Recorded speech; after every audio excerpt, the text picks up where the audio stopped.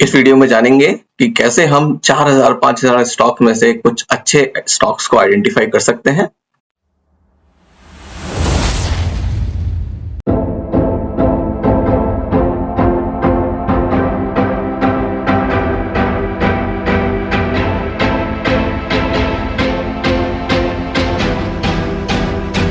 दोस्तों, stock market में loss होने का जो सबसे बड़ा कारण, जो मेन रीजन है, वो क्या है? क्या वो स्टॉक का प्राइस कम हो जाता है? ये है नहीं। स्टॉक का प्राइस कम होना एक बाई प्रोडक्ट होता है जिसकी वजह से हमें लॉस होता है। स्टॉक मार्केट में लॉस होने का सबसे बड़ा कारण होता है स्टॉक सिलेक्शन। बैड स्टॉक को हम चूज करते हैं और उसमें हम इन्वेस्ट करते हैं। अब ऐसा क्यों होता है? ऐसा होने का एक रीजन है क्योंकि हमें स्टॉक मार्केट में पता ही नहीं होता है कि कौन से स्टॉक में इन्वेस्ट करना चाहिए। स्टॉक मार्केट में करीब करीब 4-4,500 स्टॉक लिस्टेड हैं। अब 4,500 में से कौन से स्टॉक में हमें इन्वेस्ट करना चाहिए ये हमें नहीं पता होता है। हम कोई नहीं पता कर सकता है कि किस स्टॉक में इन्वेस्ट करना चाहिए। तो हम क्या करते हैं, जिन स्टॉक्स के बारे में हम सुनते हैं, यानी कि जिसे हमारे दोस्त ने बोल दिया कि यार उसने इन्वेस्ट किया है, न्यूज में आ रहा है, इन्फ्लुएंसर्स बोल देते हैं, यूट्यूब पे आप वीडियो देखते हैं, आपको यूट्यूब इंस्टाग्राम पे रील्स देख लेते हैं, या आपको न्यूज से पता चल जाता है, या आपको फूफा जी, चाचा जी, मौसा जी वगैरह वगैरह बहुत सारे लोग होते हैं जो बताएंगे कि ये स्टॉक ले लो बेटा और ये स्टॉक बहुत बढ़िया चलेगा, और हम वो स्टॉक ले लेते हैं और 99% वो स्टॉक डूब जाता है। और वो डूबता क्यों है? वो सिर्फ हमारे लिए डूबता है, वो जो मौसा जी ने बताया था ना, उनके लिए भी डूब जाता है। उनका भी पैसा जाता है, हमारा भी पैसा जाता है। तो वो कहावत है ना कि हम तो डूबेंगे सनम, तुम्हें तुम्हें भी ले डूबेंगे, तो वो हो जाता है। तो इस चीज से कैसे बचे? ये हमारे लॉस का मेन रीजन ये हुआ सिलेक्शन ऑफ स्टॉक, कि हम बैड स्टॉक को सिलेक्ट करते हैं। तो हमें फर्स्ट ऑफ ऑल ये आइडेंटिफाई करना बहुत जरूरी है, out of those 5000 stocks, which are those stocks where we can invest on. अब वो आइडेंटिफिकेशन कैसे होगा स्टॉक्स का, वो 5000 में से हम कैसे फिल्टर आउट करेंगे कि वो कौन से स्टॉक्स हैं? तो इस वीडियो में मैं आपको ये बताऊंगा कि किस तरह से, क्या टेक्निक्स लगा के हम स्टॉक्स की फिल्टरिंग कर सकते हैं, और वो कौन से पैरामीटर्स होंगे जो हमें देखने चाहिए, और उन पैरामीटर्स की क्या वैल्यू होती है जो हमें देखनी चाहिए, जिसके बेसिस पे एक फिल्टर करके हमें एक लिस्ट ऑफ स्टॉक्स मिल जाएगा। जो कि यूजुअली देखिए क्या होता है, किसी भी आप बड़े से बड़े इन्वेस्टर का पोर्टफोलियो उठा लेंगे, कोट्स उठा लेंगे, किसी भी बड़े बड़े इन्वेस्टर्स हैं, सबने बोला है कि आपका पोर्टफोलियो 10,000 रुपए का हो या आपका पोर्टफोलियो 10,000 करोड़ रुपए का भी हो, आपके इन्वेस्टमेंट पोर्टफोलियो में बहुत ज्यादा स्टॉक्स नहीं होने चाहिए। डाइवर्सिफिकेशन होना चाहिए, बट नंबर ऑफ स्टॉक्स बहुत ज्यादा नहीं होने चाहिए। इसका एक बहुत बड़ा रीजन है कि आप फर्स्ट ऑफ ऑल आप अपने पोर्टफोलियो को मैनेज नहीं कर पाएंगे अगर बहुत ज्यादा स्टॉक्स है। दूसरा, कि आप अपने प्रॉफिट और लॉसेस को नहीं मैनेज कर पाएंगे, बिकॉज कुछ स्टॉक्स आप सेल करना चाहते हैं, कुछ स्टॉक्स आप बाय करना चाहते हैं, वो आप नहीं मैनेज कर पाएंगे अगर आपका पोर्टफोलियो जो है बहुत बड़ा है, आपके स्टॉक्स बहुत ज्यादा है उस पोर्टफोलियो में। तो सबसे जरूरी चीज क्या है कि हमारे पास एक छोटा पोर्टफोलियो होना है। छोटा से मतलब एक एवरेज पोर्टफोलियो होना चाहिए। अब वो एवरेज पोर्टफोलियो कौन क्या हो सकता है, वो डिपेंड करेगा हमारी कैपिटल कितनी है। अगर हम capital, for example 5 lakh capital हम इन्वेस्ट करना चाहते हैं मार्केट में, या 5 लाख से ऊपर करना चाहते हैं, तो ऑन एन एवरेज आपका पोर्टफोलियो 15 से 30 स्टॉक के बीच में एक बहुत अच्छा पोर्टफोलियो होगा। इनफैक्ट अगर वो 15 से 20 के बीच में है तो वो बेस्ट पोर्टफोलियो होगा, क्योंकि नंबर ऑफ स्टॉक ज्यादा होने से बेटर है, बेटर स्टॉक्स के नंबर ऑफ शेयर ज्यादा होने चाहिए। तो मींस ज्यादा नंबर ऑफ स्टॉक्स होने से, ज्यादा नंबर ऑफ कंपनीज होने से बेटर है कम कंपनी रखो, लेकिन उनके शेयर्स की क्वांटिटी ज्यादा रखो, क्योंकि उनमें ग्रोथ ज्यादा दिखेगी और हमें प्रॉफिट ज्यादा मिलेगा। तो आज के इस वीडियो में हम ये जानने की कोशिश करेंगे कि कैसे हम स्टॉक्स को लिस्ट कर सकते हैं, कैसे हम स्टॉक्स को फिल्टर आउट कर सकते हैं, और ये आइडेंटिफाई कर सकते हैं कि हमारे लिए कौन से स्टॉक्स हैं जिनमें हमें इन्वेस्ट करना चाहिए। ये कोई इन्वेस्टमेंट एडवाइस नहीं होगी, इसके थ्रू सिर्फ नॉलेज शेयर करने की कोशिश कर रहा हूं। मैं अपना एक्सपीरियंस आपके साथ शेयर कर रहा हूं कि मैं कैसे स्टॉक्स आइडेंटिफाई करता हूं जब मैं किसी किसी स्टॉक में इन्वेस्ट करना चाहता हूँ तो मुझे क्या क्या पैरामीटर्स देखने होते हैं और उसके बाद में क्या स्टेप लेता हूँ। सिर्फ लिस्ट बना लेने से नहीं होता है, हम उसके बाद उस स्टॉक्स को, उस कंपनी के बारे में भी पढ़ते हैं, उसके फंडामेंटल्स को जानते हैं। तो इसमें हम क्विकली देखेंगे कि कैसे स्टॉक्स को आइडेंटिफाई करते हैं। तो स्टॉक्स के आइडेंटिफिकेशन के लिए हम 4 डिफरेंट प्लेटफॉर्म का यूज करेंगे। आप उन प्लेटफॉर्म्स के बारे में भी जानेंगे इस वीडियो में। तो पहला प्लेटफॉर्म यूज करेंगे स्क्रीनर, दूसरा कोई भी स्क्रीनर हम यूज कर सकते हैं, दूसरा होगा टिकर टेप, तीसरा प्लेटफॉर्म होगा वैल्यू पिकर और चौथा प्लेटफॉर्म यूज करेंगे ट्रेंड लाइन। तो हम देखते हैं इन चारों प्लेटफॉर्म के हेल्प से क्या हम स्टॉक्स को आइडेंटिफाई कर सकते हैं, क्या हम स्टॉक को फिल्टर आउट कर सकते हैं और अपने लिए बेस्ट जो पॉसिबल स्टॉक्स हो सकते हैं अपने पोर्टफोलियो में ऐड करने के लिए with in the limit of 15 से 20 हम क्या आइडेंटिफाई कर सकते हैं। तो चलिए हम इन प्लेटफॉर्म्स पे चलते हैं और देखते हैं। तो ये स्क्रीनर पे मैंने लॉगिन कर लिया, तो चलिए अब देखते हैं कि स्क्रीनर कैसे हेल्प करता है हमारे स्टॉक्स को फिल्टर करने में। हम स्टेप बाय स्टेप देखेंगे, कुछ पैरामीटर्स को डालेंगे, कुछ पैरामीटर्स निकालेंगे, उनको वेरिएबल बनाएंगे, उन पैरामीटर्स की वैल्यूज को चेंज करेंगे और देखेंगे कि कैसे हम अपनी जो सर्च है उसको और स्क्वीज कर सकते हैं और हमें एक फ्रूटफुल डेटा मिल सकता है जिसमें हमें अपना दिमाग खपाने की ज्यादा जरूरत नहीं पड़ेगी कि हम कौन से स्टॉक को देखें। सबसे बड़ा चैलेंज जो कि इतने सारे स्टॉक्स में से स्टॉक्स कैसे पता करें, इसको हम देखते हैं कि कैसे हेल्प करता है। तो यहाँ पे टूल्स पे जाऊंगा, मैं टूल्स पे जाके क्रिएट अ स्क्रीनर। अब मैं सबसे पहले क्या करूंगा, मेरे को किसी भी स्टॉक मार्केट में जितने भी स्टॉक लिस्टेड है उनकी कोई ना कोई मार्केट वैल्यू होती है। तो मैं सबसे पहले करूंगा कि मेरे को मार्केट वैल्यू के बेसिस पे स्टॉक्स को स्क्रीन आउट कर देना। तो मैं लगाऊंगा यहाँ पे एक मार्केट कैपिटलाइजेशन का कि मेरी जो भी स्टॉक्स है वो मार्केट कैप उनकी 500 करोड़ से ऊपर होनी चाहिए। तो अभी लगभग 4-4.5 हजार स्टॉक्स में से हम देखते हैं कितने स्टॉक्स हमें मिलते हैं। अब हमारे पास कुछ 1264 स्टॉक्स मिल गए। उसमें कौन से है, क्या एनर्जी है, ये नेस्ले है, लाइफ इंश्योरेंस कॉर्पोरेशन है। तो अभी मैं इसको मार्केट कैप में क्लिक करके हायर टू लोअर कर सकता हूँ। तो इसमें सबसे बड़ा मार्केट कैप रिलायंस का है, टीसीएस, एचडीएफसी, ऐसे करके हमें 1200 1250 स्टॉक्स मिल गए। बट अभी भी इन 1250 स्टॉक्स में हम इन्वेस्ट नहीं कर सकते, हम इन सारे स्टॉक्स के बारे में नहीं जान सकते। क्या रिलायंस इंडस्ट्री इन्वेस्ट करने वाला स्टॉक है? क्या सिर्फ मार्केट कैप के बेसिस पे मैं स्टॉक में इन्वेस्ट कर दूं? ठीक है, रिलायंस इंडस्ट्री नॉन स्टॉक है, हम उसमें इन्वेस्ट कर सकते हैं, हम उसके बारे में बहुत जानते हैं। लेकिन अगर मैं आपसे बात करूं कि क्या मेरे लिए एनटीपीसी इन्वेस्ट करने वाला स्टॉक होगा, या मेरे लिए मार्केट कैप के बेसिस पे अगर ये विंडलेस बायोटेक है, क्या इसमें मैं इन्वेस्ट करना चाहिए? इसकी मार्केट कैप 500 करोड़ से ऊपर है। या थोड़ा और पकड़ लेते हैं, मार्केट कैप मेरे पास 500, सेलेक्ट एनर्जी, क्या मैं इस स्टॉक में इन्वेस्ट करना चाहिए मुझे? क्योंकि मार्केट कैप तो मेरे 500 करोड़ से ज्यादा है, लेकिन सिर्फ मार्केट कैप के बेसिस पे मैं नहीं कर सकता। तो मुझे और कौन से पैरामीटर्स लगाने होंगे? तो मैं अब नेक्स्ट पैरामीटर लगाऊंगा, किसी भी स्टॉक के शेयर प्राइस बढ़ने और घटने का क्या कारण होता है, उसके पीछे जो रैशनल्स है वो क्या होते हैं। तो शेयर का मतलब क्या है? मैं किसी कंपनी का शेयर खरीदता हूँ, उसका ये मतलब है मैं उस कंपनी में अपनी हिस्सेदारी करता हूँ, यानी कि उस कंपनी के बिजनेस में अपनी हिस्सेदारी करता हूँ। वो 1% होगी, 0.00001% होगी, जितनी भी होगी, बट उस कंपनी के बिजनेस में अपनी हिस्सेदारी करता हूँ। तो अब जब मैं उसमें हिस्सेदारी कर रहा हूँ तो मुझे उसमें प्रॉफिट चाहिए, और वो प्रॉफिट कैसे होगा? जब कंपनी का धंधा बढ़ेगा, यानी कि उसका बिजनेस बढ़ेगा। और बिजनेस बढ़ने का मतलब क्या होता है? कंपनी का रेवेन्यू बढ़े।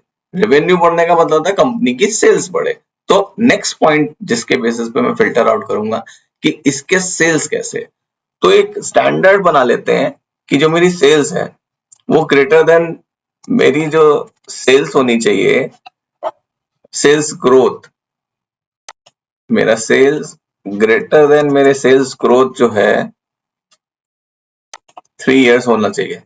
इसके बेसिस पे मैं अगर इसको शॉर्टलिस्ट करता हूं तो 1260 जो स्टॉक्स थे, देखते हैं उनमें से कितने बचते हैं। अब हमारे पास 1211 स्टॉक बचे।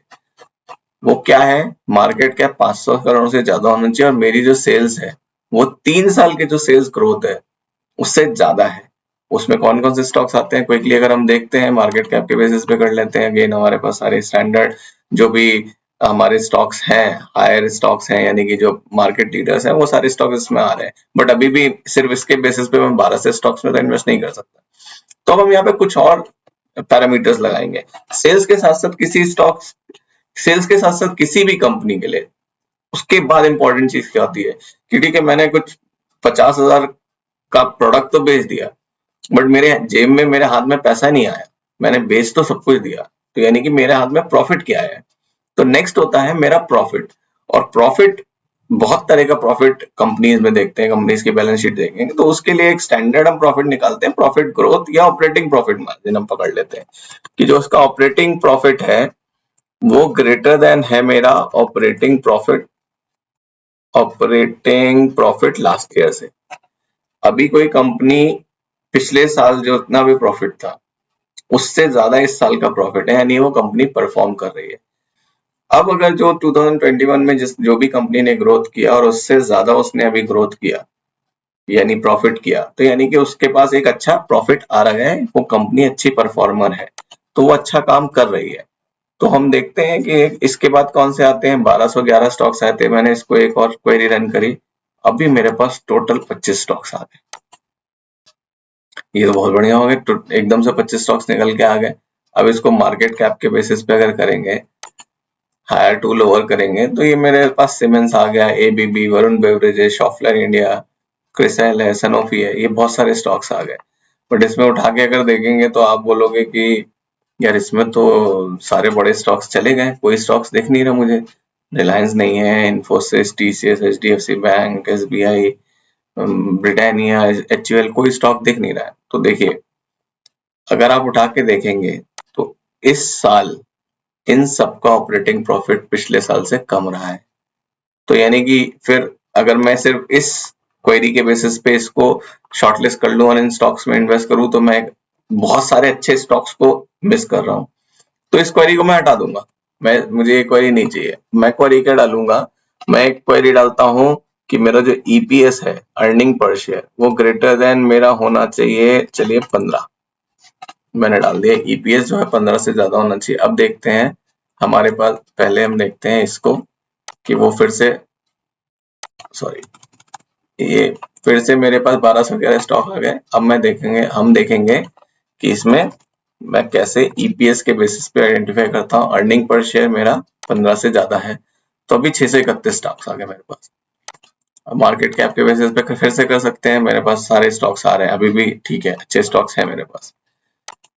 अब मैं इसमें एक और क्वेरी डालता हूँ, जो डेट है कंपनी का, वो उस कंपनी की ग्रोथ, उस कंपनी के प्रॉफिट के लिए बहुत ज्यादा जिम्मेदार होता है। जिसके पास ज्यादा डेट होगा वो कंपनी अपना प्रॉफिट जो भी बन के आता होगा बिजनेस से, वो डेट को रीपे करने में लगा देगी।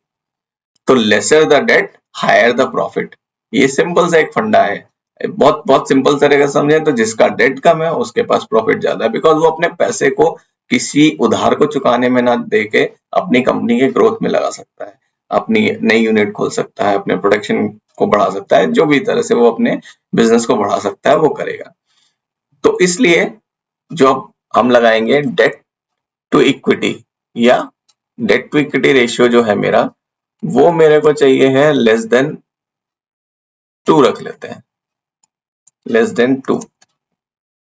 तो डेट टू इक्विटी रेशियो मेरा लेस देन 2 रखने पे मैं देखते हैं कि हमारे को क्या मिलता है। अब हमारे पास 580 आ गई, जो हमारी और कंपनीज कम हो गई, इसमें भी हमें सारी कंपनीज मिल रही है। तो मैं इसको डेट टू इक्विटी मैं कहता हूँ थोड़ा और कम कर लेते हैं, 1.5 कर लेते हैं। यहाँ पे मैं रन करूंगा तो मेरे को 571, ठीक है, डेट टू इक्विटी 1.5 एक रखते हैं। अब नेक्स्ट मेरा क्या होगा, मेरा नेक्स्ट होगा कि किसी भी कंपनी के मैंने सेल्स देख ली, ईपीएस देख लिए, अब मैं उस कंपनी का देखूंगा कि मेरी जो क्वार्टर ऑन क्वार्टर है, अभी तो मैंने ईयर ऑन ईयर देखा सेल्स, मैं देखना चाहता हूं और डिटेल में जाके कि क्वार्टर ऑन क्वार्टर मेरी सेल्स कैसी रही, कि इस कंपनी की सेल्स पिछले क्वार्टर से इस क्वार्टर में क्या चेंज आया। तो मैं देखूंगा सेल्स ग्रोथ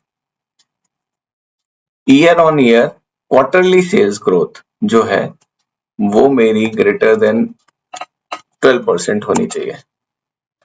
मैं इसको लगाता हूं, अभी मेरे पास 671 कंपनीज है। अब इसको लगाने के बाद देखते हैं कितनी बचती है, ऑलमोस्ट 40% कम हो गई, 374 कंपनीज मेरे पास बची है। बट अभी भी 374 कंपनीज में मैं इन्वेस्ट नहीं कर सकता हूँ। तो अभी मैं जाऊंगा, अब मैं देखूंगा कि मेरे पास कौन सी कंपनीज हैं जिनका पी यानी price to earning ratio price to earning मेरा लेस देन 30 होना चाहिए। मैं बोलता हूँ मेरा price to earning less than 30 होना चाहिए। ये सारे वैल्यूज कितनी होनी चाहिए ये आप थोड़ा जब स्टडी करेंगे स्टॉक मार्केट के बारे में, कंपनीज के बारे में, तो आपको पता चलेगा। ऐसा कोई स्टैंडर्ड सेट नहीं है। आपको one of the best performing stocks जो मार्केट में है बजाज फाइनेंस, उसका पीई बहुत हाई मिलेगा। तो पीई एक्चुअली कोई वैल्यू डिफाइन नहीं करता है कि स्टॉक कैसा रहेगा, बट स्टिल हमें आइडेंटिफाई करने हैं, अपनी सर्च को और थोड़ा स्क्वीज करना है, तो हम पीई का हेल्प लेते हैं। प्राइस टू अर्निंग मेरा 30 है, मैंने प्राइस टू अर्निंग डाल के रन किया। ओके, प्राइस टू अर्निंग मेरा 30 है, मैंने डाला, तो मेरे को अब 257 स्टॉक्स मिल गए। अभी भी ये बहुत ज्यादा लंबी लिस्ट है। अभी हम क्या करते हैं, अब हम देखते हैं एबिटा। एबिटा क्या होता है? Earning before interest, deduction and tax. तो एबिटा पे जाते हैं और देखते हैं एबिटा क्या करता है। एबिटा मेरा जो है, EBITDA should be greater than, मैं बोलता हूँ लास्ट ईयर के एबिटा से। मेरा जो एबिटा है इस साल का, वो पिछले साल से ज्यादा होना चाहिए, यानी कि अर्निंग जो है वो मेरी ज्यादा हो रही है। तो देखते हैं वो कंपनीज कौन सी हैं। अभी मेरे पास आ गई, अभी मेरे को सिर्फ 3 कंपनीज दिखी, रेन इंडस्ट्रीज, एसिलिया एंड वेसाइरस। ये 3 कंपनीज मुझे मिलती हैं। तो क्या मैं इन 3 कंपनीज में ही इन्वेस्ट करूंगा? नहीं, ऐसा नहीं है। यानी कि मुझे अपनी सर्च को थोड़ा सा और थोड़ा रिफाइन करना पड़ेगा। तो मैंने इसमें से प्राइस टू अर्निंग रेशियो को हटा दिया। मुझे प्राइस टू अर्निंग इतना अपीलिंग नहीं लगता है। अब मुझे 10 कंपनीज मिलती हैं। कौन कौन सी हैं? ABB, Varun beverage, Schaeffler India, Linde India. ये अब मुझे 10 कंपनीज मिली। ये 10 कंपनीज मिलने का ये मतलब नहीं है कि यही 10 कंपनी में इन्वेस्ट करना है, बिकॉज ये 10 कंपनी मेरी इस सर्च पे, इस क्वेरी के बेसिस पे आई है। तो यहाँ पे मैं ये बताना चाह रहा हूँ कि हम अपनी क्वेरीज को कैसे और ड्रिल डाउन करके अच्छे से अच्छा स्टॉक ढूंढ सकते हैं, जो कि फंडामेंटली बहुत ही स्ट्रॉन्ग स्टॉक्स होंगे, उनको पता कर सकते हैं। तो अगर मैं अर्निंग पर शेयर या मैं इसके डेट टू इक्विटी को 2 कर देता हूँ, ठीक है, मैं थोड़ा सा हायर डेट वाले ले सकता हूँ अगर वो कंपनी अच्छी है तो मेरे को अभी भी चेंज नहीं आया। मैं इसके ईपीएस को कम करता हूँ, अर्निंग पर शेयर मुझे ज्यादा नहीं चाहिए, 10 रखता हूँ। मेरे पास 2 कंपनी बढ़ गई। तो इस तरह से हम स्क्रीनर का यूज करके स्टॉक्स को शॉर्टलिस्ट कर सकते हैं अपने लिए कि ये स्टॉक्स हैं जिनके बारे में मुझे स्टडी करनी है। यहां से जो भी निकल के आएगा इसका ये मतलब नहीं है कि मैं उन स्टॉक्स में इन्वेस्ट कर दूंगा। नहीं, ये सिर्फ मुझे एक लिस्ट बताएगी कि ये वो स्टॉक्स हैं जिनके बारे में मुझे फर्दर स्टडी करनी चाहिए और फिर उनमें से ड्रिल डाउन करके मुझे निकालना चाहिए। तो अगर मैं एबिटा को हटा देता हूँ और इसको क्वेरी रन करता हूँ तो मुझे कितने स्टॉक्स मिलते हैं? 440। मैं कोई एक और लगाता हूँ इसमें, ROC, return on capital employed, ROC. अगर मेरा आरओसी 15% से बड़ा है तो मुझे वो स्टॉक्स भी दिखा दे। अब मेरे पास 352 आ गए। अब मेरा जो आरओसी है, अब मैं इसको कहता हूँ EPS greater than EPS last year. Earning per share पिछले साल के अर्निंग पर शेयर से ज्यादा होनी चाहिए। मुझे कितने स्टॉक्स मिलते हैं? उप्स, एंड मुझे 9 स्टॉक्स मिलते हैं। तो घूम फिर के मुझे ये स्टॉक्स मिल रहे हैं। मेरी जो भी स्क्रीनिंग मैंने कर रही है उसके बेसिस पे मुझे ये मिल रहे हैं। तो इसका ये मतलब नहीं कि मैं इन्हीं स्टॉक्स में इन्वेस्ट करने जा रहा हूँ। मैं इन स्टॉक्स पे रिसर्च करूंगा, इन स्टॉक्स के बारे में करूंगा। मैंने ये क्वेरी डाली, जो मेरा 500 होना चाहिए मार्केट कैप, उससे ज्यादा होना चाहिए। सेल्स मेरी 3 साल के सेल्स ग्रोथ से ज्यादा होनी चाहिए। अर्निंग पर शेयर, मेरा अर्निंग पर शेयर पिछले साल से ज्यादा होना चाहिए। डेट टू इक्विटी मेरा 2 से कम होना चाहिए। और ईयर ऑन ईयर क्वार्टरली जो सेल्स ग्रोथ है वो 12% से ज्यादा होनी चाहिए। तो अब हमने देखा कि हमारे पास लगभग 18 स्टॉक्स आ गए। ठीक है, हम इन 18 स्टॉक्स के बारे में स्टडी कर सकते हैं। ये कम है, नंबर इनका कम है, हम स्टडी कर सकते हैं। इनके स्टडी करने के लिए कुछ क्या क्या करेंगे वो हम देखते हैं। अब हम कोई एक स्टॉक को पकड़ते हैं और उसके बेसिस पे समझते हैं कि हम क्या क्या देख सकते हैं, क्या क्या वैल्यू हमें देखनी चाहिए स्टॉक की। तो हम वरुण बेवरेजेस पकड़ लेते हैं। वरुण बेवरेजेस क्या करता है, इसमें यहीं पे क्लिक करेंगे, वरुण बेवरेज के बारे में सारी डिटेल इंफॉर्मेशन हमको मिल जाएगी। वरुण बेवरेज का मार्केट कैप कितना है मुझे पता चल जाएगा, इसकी स्टॉक पी कितना चल रही है, आरओसी डिटेल, कंपनी करती क्या है, ये कंपनी बॉटलर है पेप्सिको का, इंडिया में सबसे बड़ा बॉटलर है, इकलौता बॉटलर है, पेप्सिको की बॉटलिंग करता है ये, उसके चार्ट के बारे में हमें पता चल जाएगा, उस कंपनी के प्रोज एंड कॉन्स क्या है हमें यहाँ से पता चल जाएगा, कंपनी का CAGR यहाँ पे दिखा रहा है 72% है 5 साल का, इसके कॉम्पिटिटर कौन कौन से हैं वो सारी डिटेल मिल जाएगी। अगर हम इसके क्वार्टरली रिजल्ट्स पे जाएंगे तो हमें सेल्स देखने को मिलेगा कि सेल्स इसकी बहुत बढ़िया थी, यहाँ पे इसकी सेल्स कम हुई, लेकिन दिसंबर 2020 से इसकी सेल्स कंटिन्यूसली बढ़ती गई, अभी जाके इस क्वार्टर में सेल्स थोड़ी कम हुई और नेक्स्ट अभी जो मार्च वाला क्वार्टर गया उसमें सेल्स बढ़ गई। ऑपरेटिंग प्रॉफिट, इसका ऑपरेटिंग प्रॉफिट कंटिन्यूसली बढ़ता जा रहा है, 21% फिर करके 12% फिर 19%, तो कंसिस्टेंट परफॉर्मर रहा है ये। अब इसके बाद अगर हम ईपीएस देखेंगे तो ईपीएस इसका दिखा रहा है, ईपीएस बढ़ता जा रहा है, प्लस अगर हम इसकी सेल्स ग्रोथ देखेंगे, 5 साल की सेल्स ग्रोथ 18% रही है, 3 साल की 20% रही है, ऐसे ही सारे फंडामेंटल जो एनालिसिस है हम यहाँ से कर सकते हैं। अगर इसके हम शेयर होल्डिंग पैटर्न पे जाएंगे तो प्रमोटर्स के पास कितनी होल्डिंग्स है वो हमें दिख जाएगी, FIIs DIIs पब्लिक के पास कितना है यहाँ से पता चल जाएगा। अगर हम इसके बारे में कोई एनुअल रिपोर्ट चाहते हैं, यहाँ से एनुअल रिपोर्ट डाउनलोड करके हम उसके बारे में पढ़ सकते हैं। क्रेडिट रेटिंग्स हमें क्या बताती हैं, जो क्रेडिट रेटिंग कंपनीज हैं, ऑर्गेनाइजेशंस हैं, वो रेट करती हैं कंपनीज को, वो क्या बता रही हैं इसके बारे में पता चल जाएगा। अब हम चलेंगे टिकर टेप पे। टिकर टेप क्या करेगा, टिकर टेप एक ऐसा टूल है जिसके बारे में भी हमें कंपनीज के फंडामेंटल्स के बारे में पता चलता है, तो बट हम हर चीज एक ही जो वेबसाइट है या एक ही प्लेटफॉर्म से नहीं पता कर सकते हैं, तो हम जाएंगे टिकर टेप और टिकर टेप पे हम कुछ ऐसी इंफॉर्मेशन देखेंगे जो हम कैलकुलेट नहीं कर सकते हैं और हमें सपोर्टिंग चाहिए, जो एनालिस्ट बोल रहे होते हैं, जो मार्केट के लीडर्स बोल रहे होते हैं कि ये स्टॉक में इन्वेस्ट करना चाहिए नहीं करना चाहिए, वो क्या इसकी फोरकास्टिंग बता रहे हैं।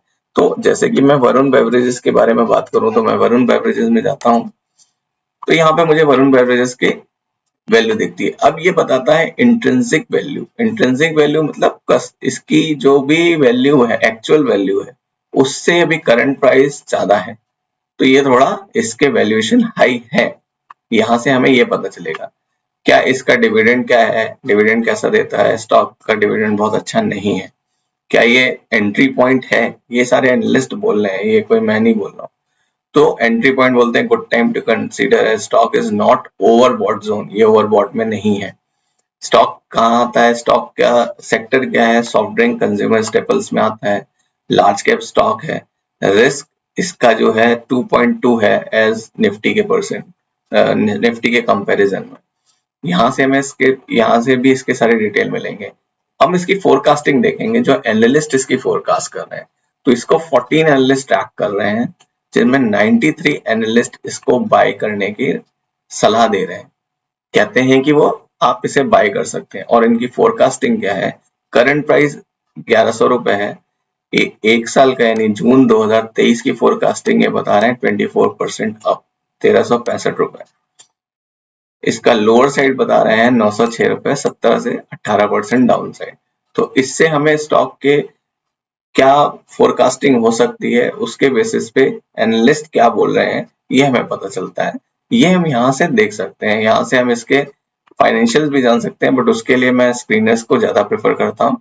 यहाँ पे मैं होल्डिंग चेक कर सकता हूँ कि होल्डिंग में कोई चेंजेस हुए हैं पिछले कुछ टाइम में या नहीं हुए, तो प्रमोटर्स होल्डिंग मेरे को दिखाएगा। अब यहाँ पे प्रमोटर्स होल्डिंग अगर मैं जून में देखूं 65% थी, सितंबर में 64% हो गई, यानी प्रमोटर्स की होल्डिंग 1% कम हुई, दिसंबर मार्च में इंटैक्ट है।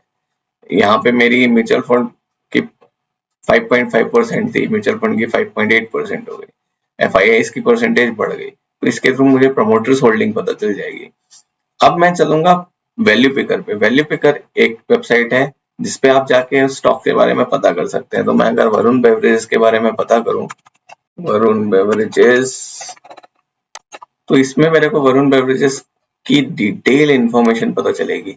वरुण बेवरेजेस करती क्या है, इसके बारे में पूरी डिटेल होगी। पेप्सिको का बॉटलर है, एक कंसिस्टेंट कंपाउंडर है, ये बता रहे हैं। और यहाँ पे और कंपनी ओवरव्यू चाहिए, मुझे कंपनी के बारे में पता चलेगा। Best way to study about any stock is to website. कंपनी की वेबसाइट पे जाइए, आपको सारी चीजें पता चलेंगी, वो बिजनेस क्या करती है, उसकी सेल्स ग्रोथ कैसी रही है, लास्ट ईयर की परफॉर्मेंस कैसे रही, इस साल की परफॉर्मेंस क्या है, नेक्स्ट ईयर की वो कमेंट्री क्या बोल रहे हैं, ये सारी चीजें हमें पता चलती हैं कंपनी की वेबसाइट से। अगले जो प्लेटफॉर्म हम यूज करेंगे, बिकॉज ये फंडामेंटल हमने चेक करे, तो क्या अभी ये स्टॉक हम अभी खरीद सकते हैं या कुछ वेट कर सकते हैं, तो उसके लिए हम उसके ट्रेंड लाइन चेक कर सकते हैं।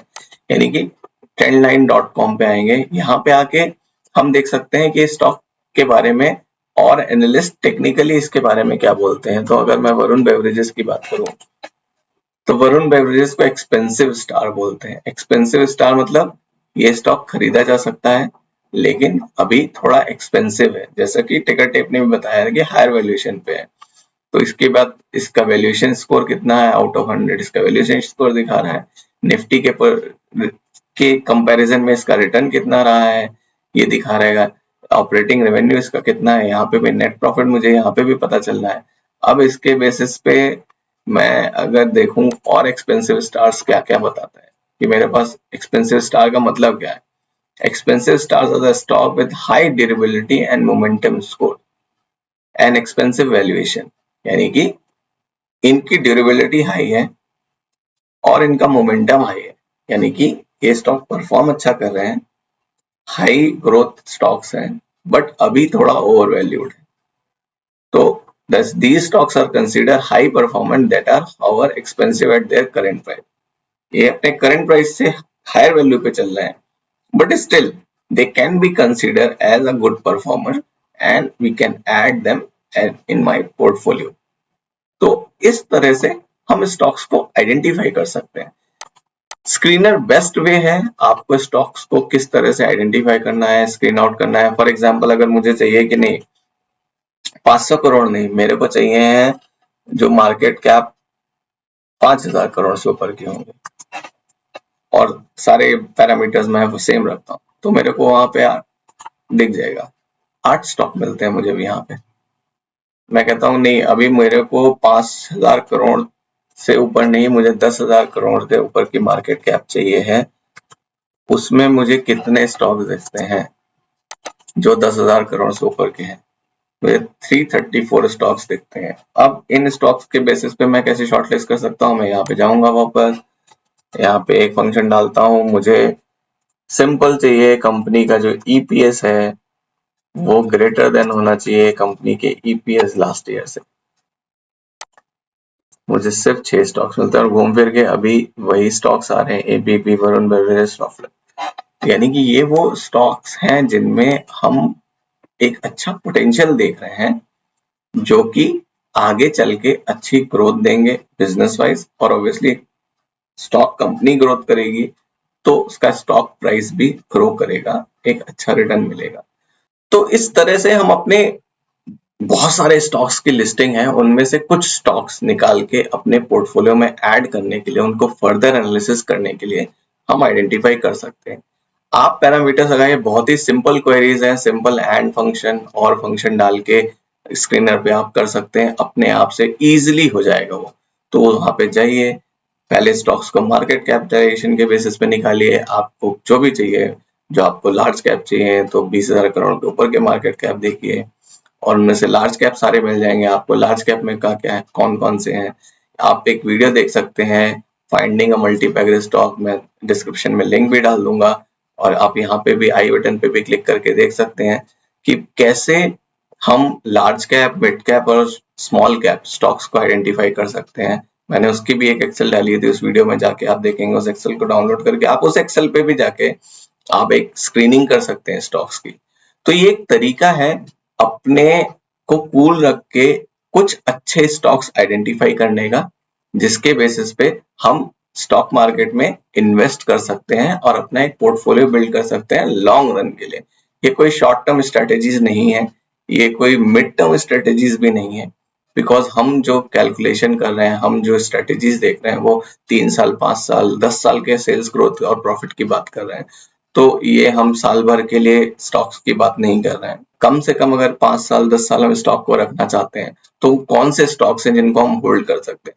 देखिए निफ्टी 50 के जो स्टॉक्स हैं वो हम सबको पता होते हैं, स्पेशली टॉप 20 स्टॉक जो है रिलायंस, एचडीएफसी, इन्फोसिस, टीसीएस, विप्रो, सब हमें पता होते हैं। उन स्टॉक्स में मैं बोलूंगा मोटा मोटा आंख बंद करके भी इन्वेस्ट किया जा सकता है। तो क्या सिर्फ उन्हीं स्टॉक में इन्वेस्ट करें तो बाकी स्टॉक्स की कोई वैल्यू नहीं है? नहीं, ऐसे बहुत सारे स्टॉक्स हैं जिनका रिटर्न टीसीएस के रिटर्न से बहुत ज्यादा रहा है, लेकिन हमें पता नहीं है।